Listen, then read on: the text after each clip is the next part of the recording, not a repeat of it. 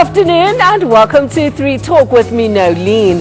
Many of us get caught up in the daily grind of spending and trying to make ends meet that we don't pay enough attention to the bigger picture. Finding the balance between spending and saving can help us avoid financial disasters at different stages of our lives.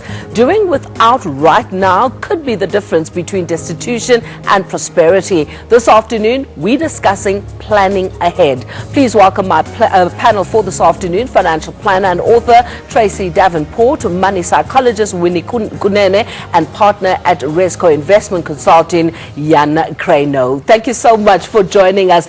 Do you agree that we are so caught up in the daily grind that we forget about the bigger picture?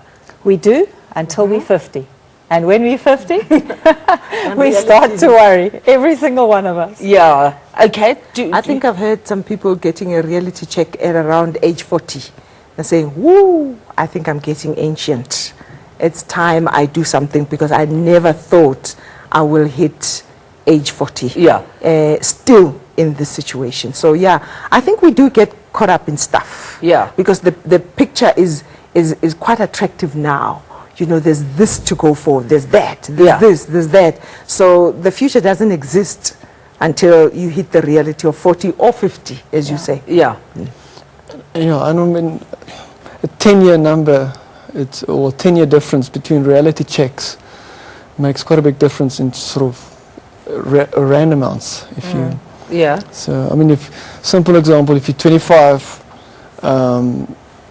at 35, if you basically save up to 35, to get to the same position when you retire, you almost need to double your premiums or your investments for that. So you've got 40 years, you missed 10 of them, the impact is more than double, sort of. So to try and catch up. Yeah, so 10-year catch up. What's the biggest mistake that we make when it comes to financial planning? Nolene, people don't start young. They don't start immediately, they start working. Often you get placed on a pension fund, and as people leave that pension fund, they always cash their money. So if they can make a rule to never cash their money when they've been on a pension fund, it will stand them in good stead. And if they can try to save something from the very first day they start working, and always concentrate on investment type assets as opposed to things that aren't investments. A car's not an investment. It's a depreciating asset. A house is an investment. A second property is an investment. A unit trust, a share in the stock market. Those are great investments. Concentrate on those. What would you say are the biggest mistakes that we make? Well, let's talk about our schooling system first and foremost. I had a young lady that I saw just yesterday. She's 18 and a half years. She's just graduated with a top-class communications degree. And I sat her down and I said, so are you still looking for a job? And she says, yes. And I said to her, so did they teach you anything about money? And she says, yeah, I did a bit of accounting. And I said, no. I'm not talking about accounting. I'm talking about the rands and cents that your employer is going to deposit into your own bank account. And she said, no. So if our people, the majority of the people in this country, we do not have access to that kind of education. It was not long ago when I was involved in a discussion with the South African Savings Institute.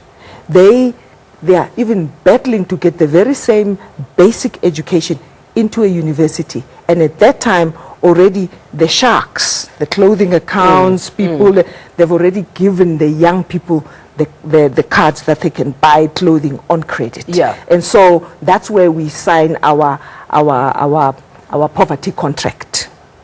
When you put it like that, I know. It's so scary. But it's a reality. But it's real. It's the poverty, what did you call it? The poverty contract. The poverty contract. We sign it right up there. And a lot of us are one paycheck away from complete obliteration financially. Of course. One paycheck away from complete obliteration. What would you say, Jan, are the biggest mistakes that we make? I mean, there could be a couple, but one is if you work for a corporate, don't assume you're going to be fine, sort of from a salary. So the beauty of it is your pension or your retirement fund savings is taken before you can spend it in a corporate. But don't assume you work 40 years for the corporate, you're going to be fine, because you need to look. Do you think a lot of us make that mistake, that I work for Young Incorporated and I've been here for 20 years and I've got a pension fund, so things are going to be fine the day I retire? Yeah, definitely. I mean, I started working in a big corporate, and you go in with the mindset you've got the medical aid and the life cover and your retirements. I'm fine. Yeah. But when you get to a claim stage, or when you Okay, get so what is that mind shift that has to happen?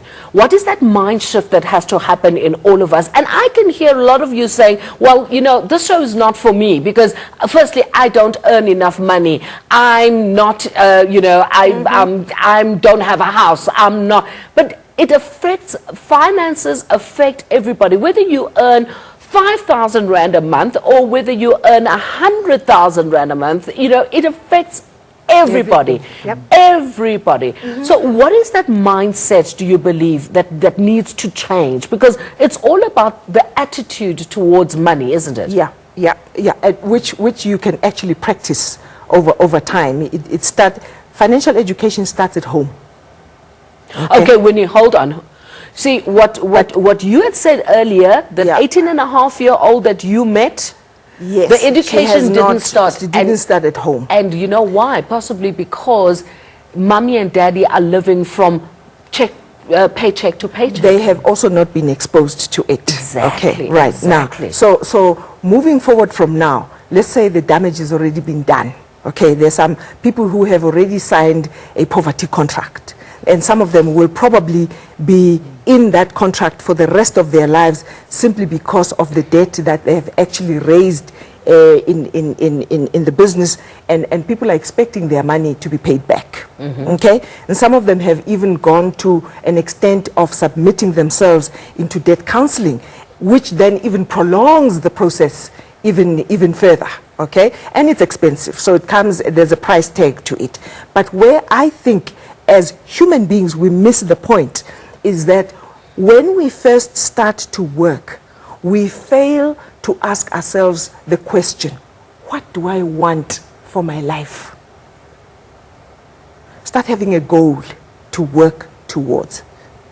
I want to enjoy myself, Winnie. I want to travel. I want to have a nice car. I want to eat lovely food every day and have beautiful shoes. That's what I want to do. That's absolutely nice. But do you realize that you have just projected the future? If somebody else was starting a job and they said exactly the same things that you're actually saying, they have just projected the future perhaps 10 years from now. And what would that be? Look into your crystal ball. Look into your crystal ball yourself and say, do you want this BMW? How do you want to, when you sit at a rocking chair one day, what kind of a lifestyle do you want to live? And this is where Tracy comes in.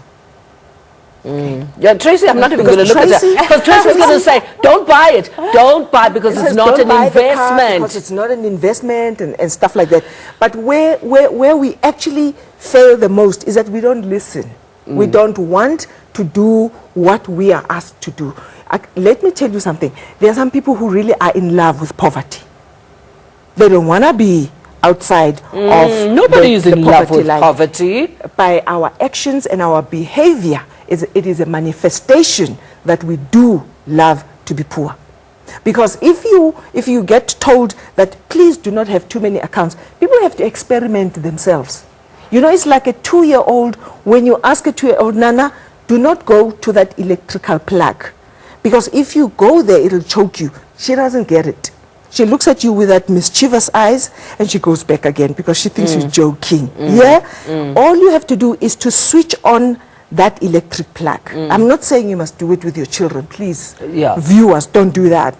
But if a 2-year-old goes back to that electric plug and she sticks her little finger in there, and there's that thing that goes zzz, and she will think, okay, don't do this again. I get it.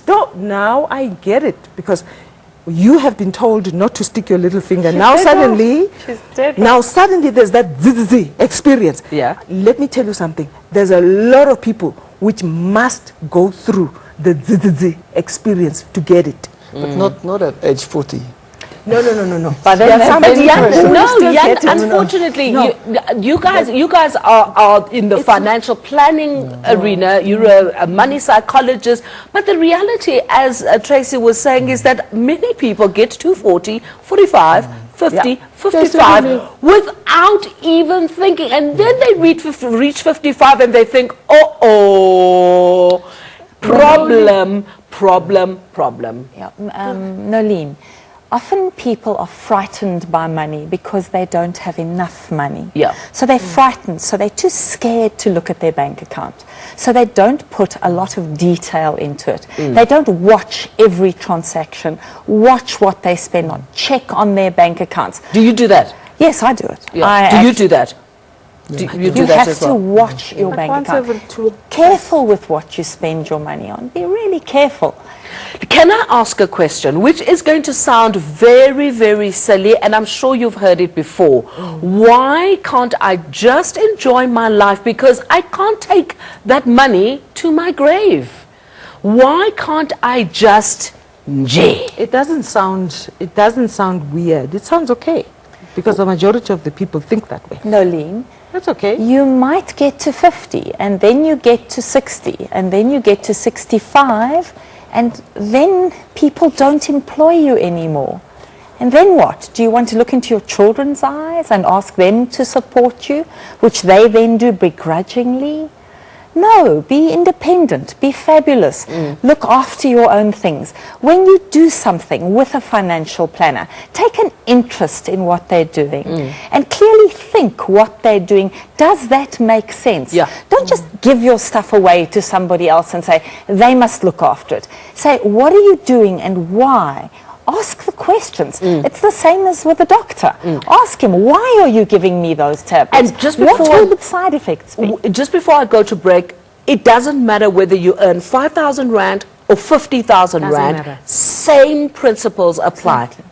Yeah. It's just the many zeros at the end. If you have a question for the financial experts, call us on 086 2233 303 or tweet Nolene3 Talk. Nappies, food, school fees, clothing, medical expenses, and aftercare. These are just some of the costs to expect when you're expecting. After the break, we'll be chatting about financial planning for parenthood.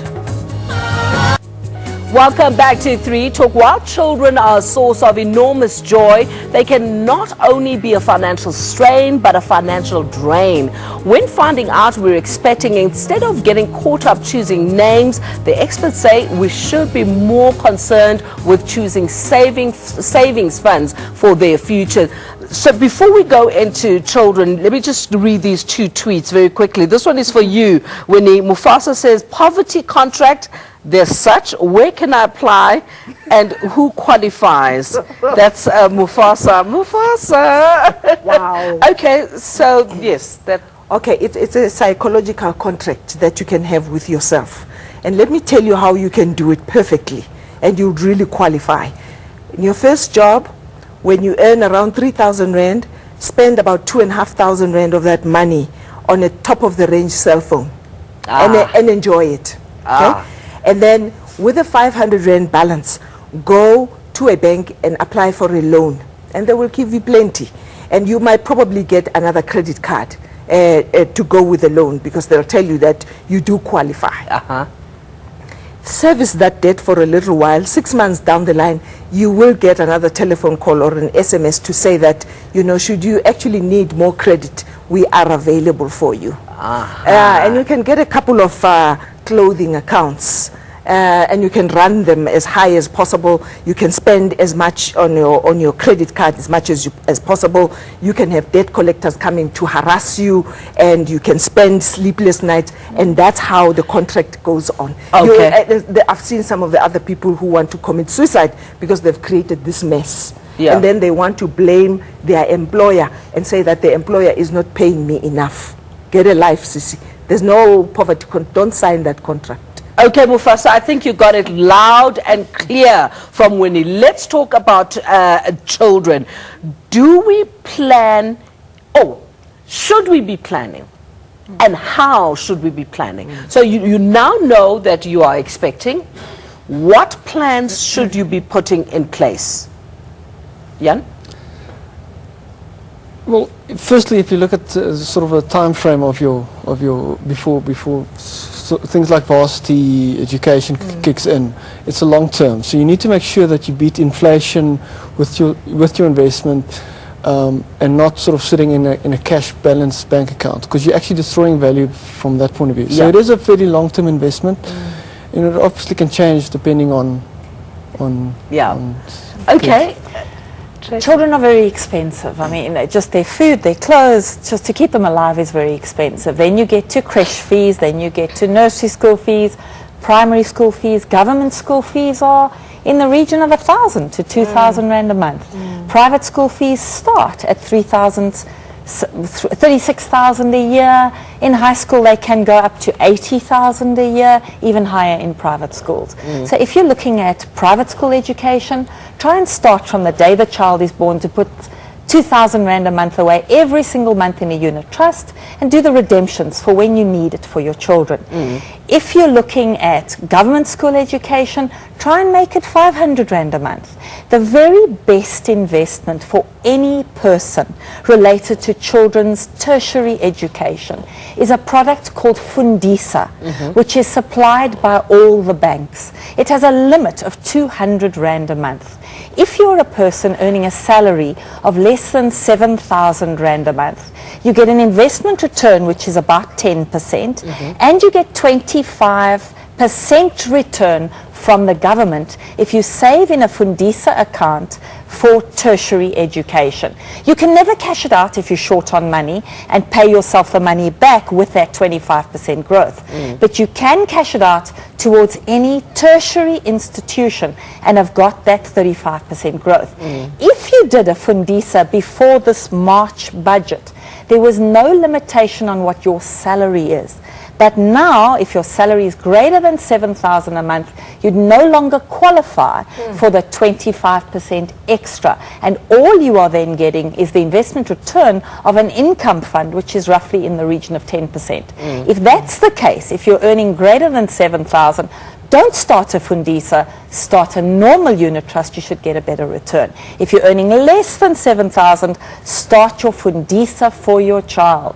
200 rand a month is your maximum, and you get a 35% return, which is with no excellent risk. returns. That is an excellent return. And if you don't, if you are planning on getting of having a baby, maybe it's a time now that you should sit down with your partner and actually think very carefully about where your money is going to go, so that when the child is 15 or 18 ready to go, you know exactly how much you have. But we don't do that. No, we don't. We think of the little baby grows, and we think of the, that's the majority of us. Bottles made of glasses and stuff like that, and we're going to break the glass in 2 seconds. Yeah. That's all we think about. And why? Why do you think? Why is our mentality like that?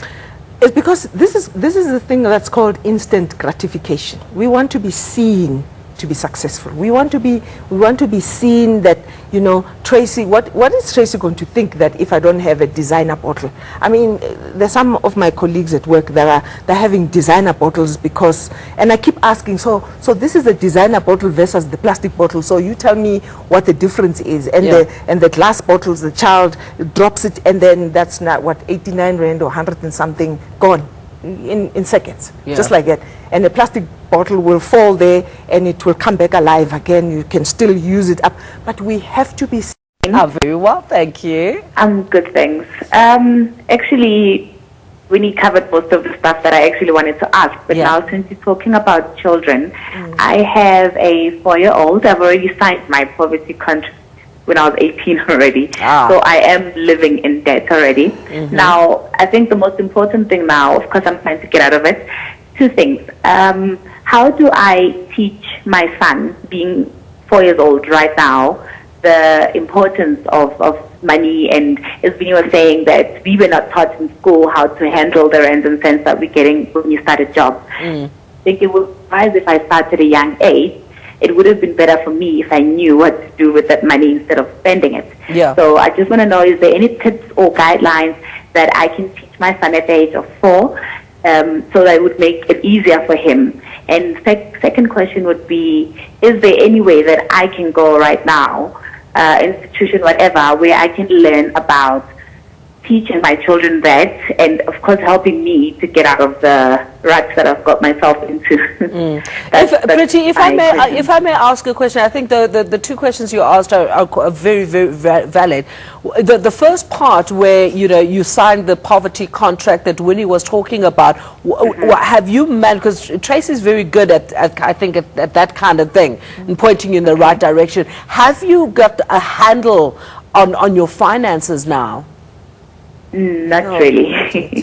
No. Just to give you a basic understanding, would be my salary would come in less than 15 grand, of course. Everything goes on to credit card debt. Just got property now, so it will be going to that.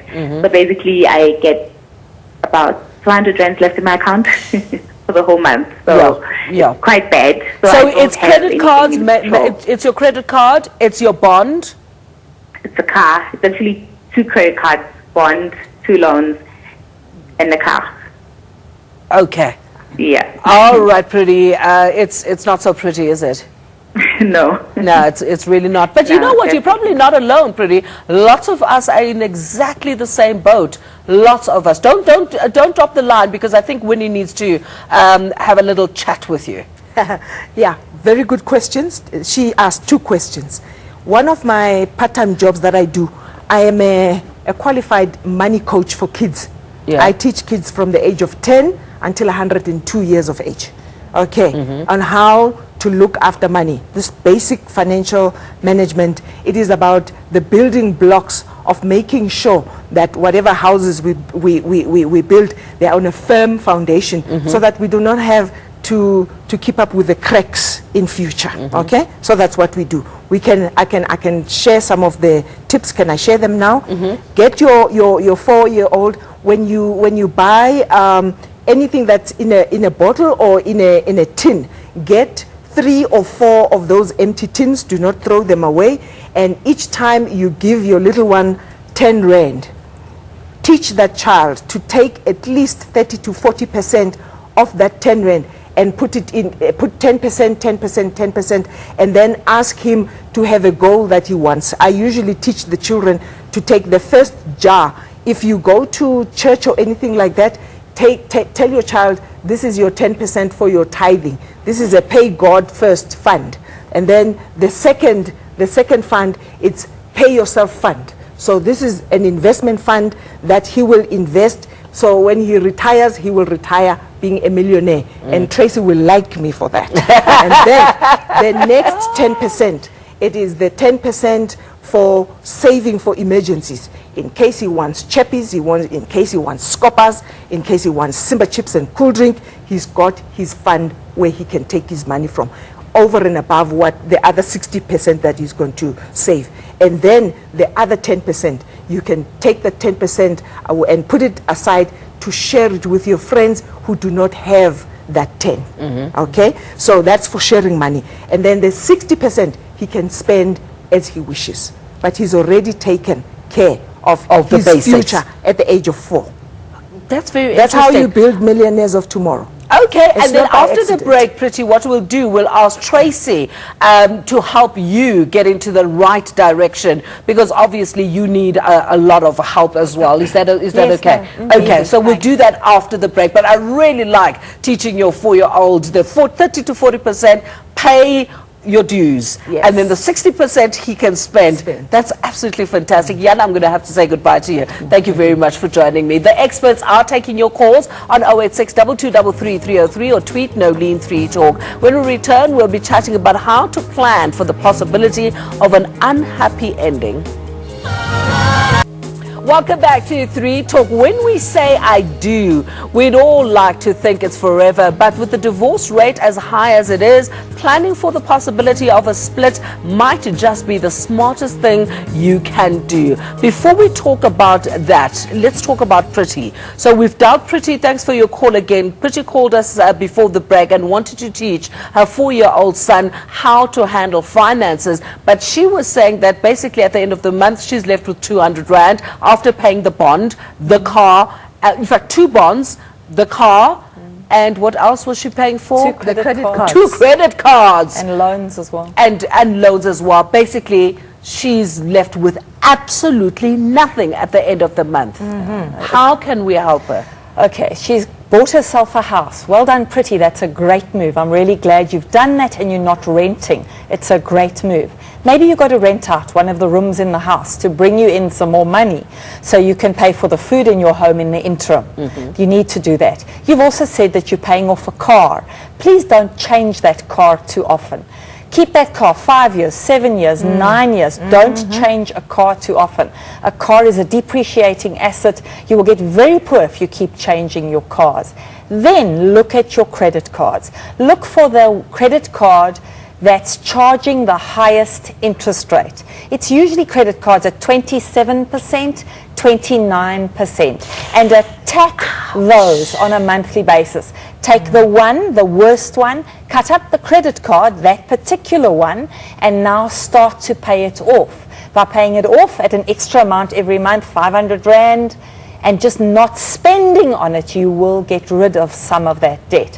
Once you've done that and you've worked out the interest rates, go to the credit card you owe the least on and attack that one and pay it off. And you'll have a sense of accomplishment every time you get rid of a credit card where you've got a whole lot of debt. It doesn't happen overnight. You have to persevere. And you have to look for other avenues to earn more money.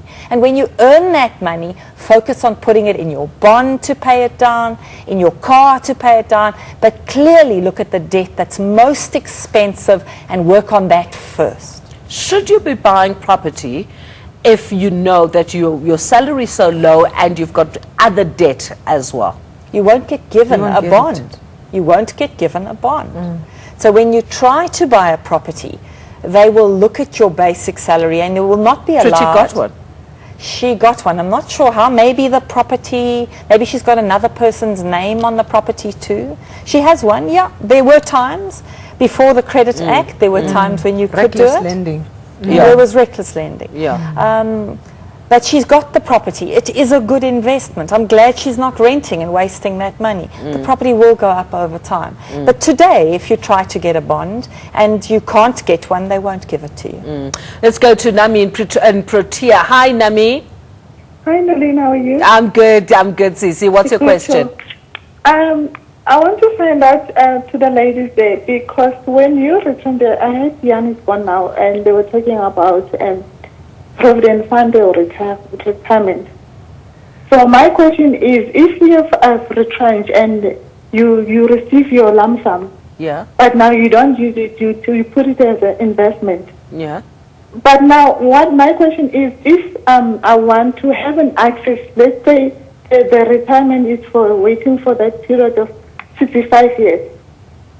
So now I cannot have an access of doing it because I just realized out that I can invest some of my money in another institution or in another investment.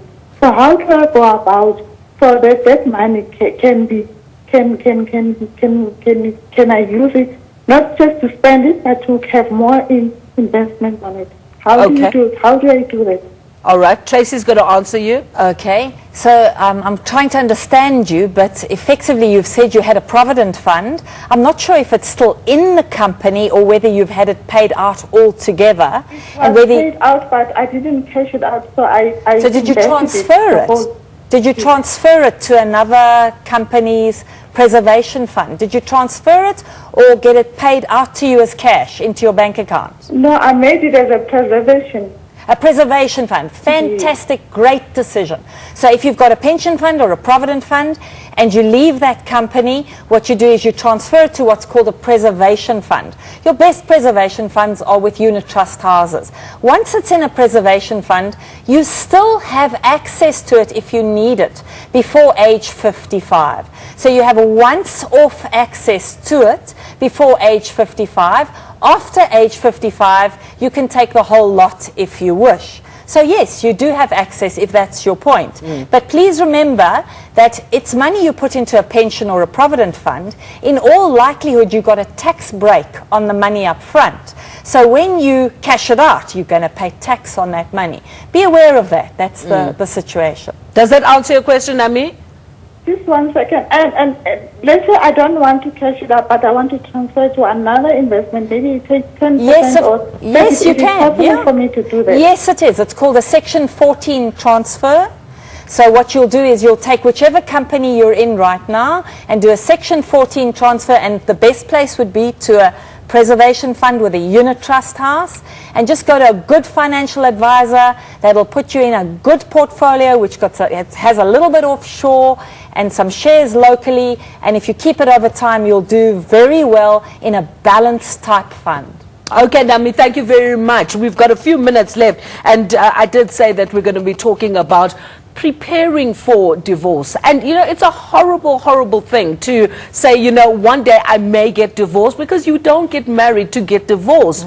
But the reality and the stats are saying that 1 in 3 marriages ends in divorce, which is terrible. So how do you prepare yourself for that financially? For example, Utsile says, I'm currently divorcing and a mother of 2. Now I'm in debt. Ex-hubby does not want to assist with the kids, nor the accumulated debt. Please help me. That's a tough one. It's a tough one. It really is. Because your point exactly, that when we get married, we don't get married with an intention to get divorced. But this is where the power of savings come in. You know, remember, savings is an attitude, and savings is about taking care of the future. It could be short-term savings, it could be long-term savings, it could be what Tracy is actually talking about. We're looking ahead in future, and we're actually making provision for having a better future. This does not necessarily mean we must stop living today and live for the future, because I heard you touching on funerals as well, because as you know, we spend most of our money for funerals. We'll talk about that a little later. We're going to talk about that later on. But the point I'm trying to make here is that if we teach our children to learn that whatever it is that they receive from the onset, you have to put money away for emergencies, for eventual events that might happen, and you're not prepared for it. This is where the power of savings come in. If we get into the habit of having to save up not most, all of the money, 10% of our money every single month for an emergency fund, we would not have to face up to emergencies like that unprepared. But now she is in the emergency. Okay, can I go back a little bit? Can I talk to people who are about to get married? When you get about to get married, you've got choices on how to get married. You get married in community of property, or out of community of property, or out of community of property with accrual. If you get married in community of property, and I walk into this marriage and I have assets like this, and he has assets of nothing, the minute I'm married, he has half, I have half. That's how it works. So you have stuff before, you immediately will divide it in half if you get divorced the next day. So based on that, please think twice before you get married in community of property. Getting married out of community of property, called ANC. But hold on, Tracy. If he's got the money and I don't, it's to my advantage. True. So should we then just look at what he has? I know it's awful. I shouldn't say that, but you know. Okay, you know what? We'll come back. Let's go to a break, and then she's busy divorcing now, and she's in a real soup now. That's how we ask her to contact me. Okay, let's go to a break, and then after the break we can discuss it. Our lines are still open for your calls on 086 2233 303 or tweet NoLean3Talk. After years of hard work, retirement should be a time to sit back and reap the rewards. But for many of us, it's just the opposite. We'll be discussing planning for retirement just after this. Welcome back to 3 Talk. So we had a tweet from Utsile, who's in problems. She's in the soup, as you said, and she needs help, and she's getting a divorce. So you would be able to help her? I would be able to help her, and I will talk to her and see how we can actually help her. It's not about wiping your debt, Tsile, so it's about helping you how to cope with day-to-day stuff that you're going through right now. Okay, so you're going to give me your email, and then after the show, Tsile, I will then email you Winnie's email address, and then you can be in contact with her. I hope that works for you. All right. Dikeledi says, Nolene, how can I save? I'm 25-year-old female. I want to further my studies, but I can't afford to get enrolled. This comes down to what a lot of people say. When we do shows like this, actually, I think the last show that we did, I got a tweet from someone saying, Nolene, you're not being realistic. I'm earning X amount of money and you're talking about savings. How do I even begin when I can't come out on the money that I'm earning right now?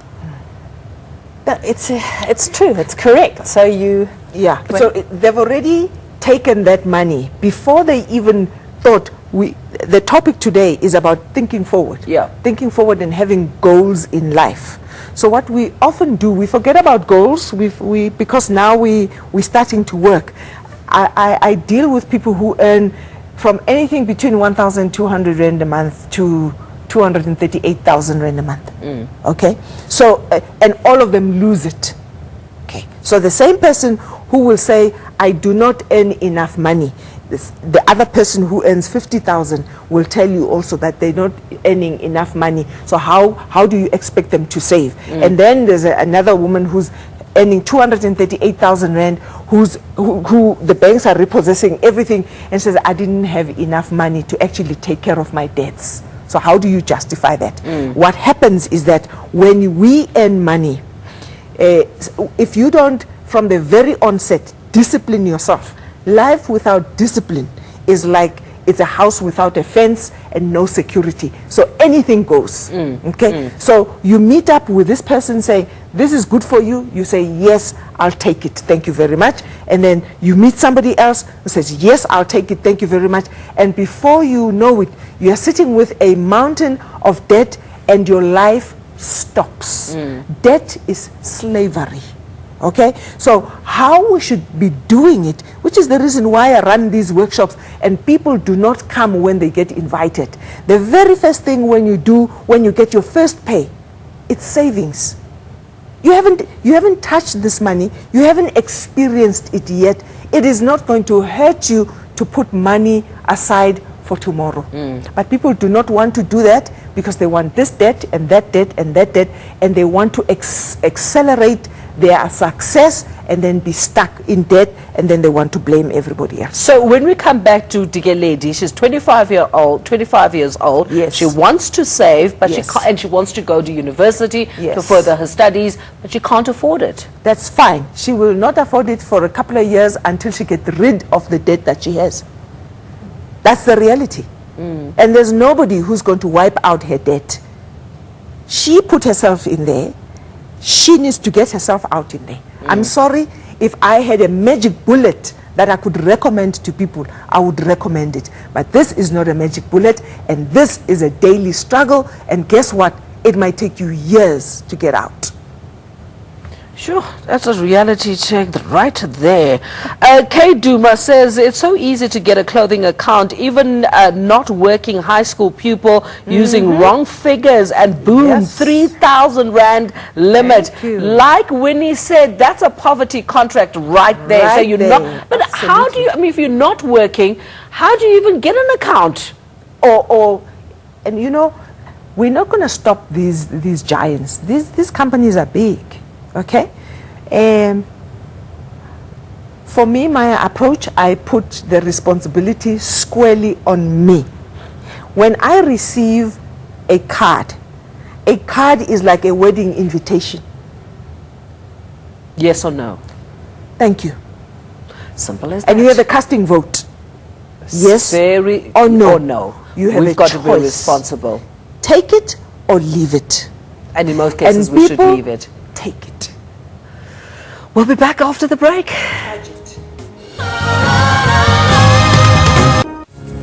Welcome back to 3 Talk. Lots of young people asking about savings, which is great, which is really, really great.